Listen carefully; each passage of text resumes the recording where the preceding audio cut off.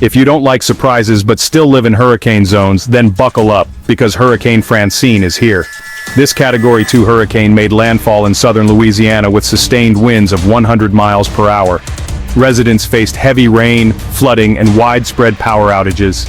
New Orleans reported flash flood emergencies, and several parishes saw significant property damage. The storm has weakened to a tropical depression, but the threat isn't over. A tornado watch is in effect for parts of Louisiana, Mississippi, Alabama, and the Florida Panhandle. Dangerous surf conditions are being reported along the northern Gulf Coast. NOAA satellites have been crucial in tracking Francine, providing real-time data that helped in accurate forecasting.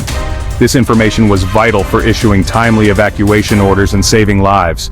Stay tuned and stay safe, folks. Remember, preparedness is key during hurricane season. As the storm clouds begin to clear, communities along the northern Gulf Coast are coming together to rebuild and recover. Local organizations and volunteers have mobilized to provide immediate relief to those affected by Hurricane Francine. Shelters have been set up to offer temporary housing for displaced families, and food banks are working tirelessly to ensure no one goes hungry. Emergency response teams are on the ground, clearing debris and restoring power to the hardest-hit areas.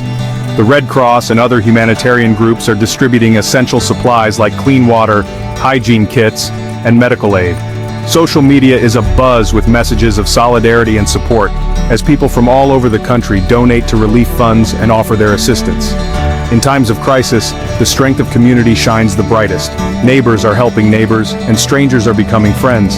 It's a powerful reminder that even in the face of nature's fury, human kindness and resilience prevail.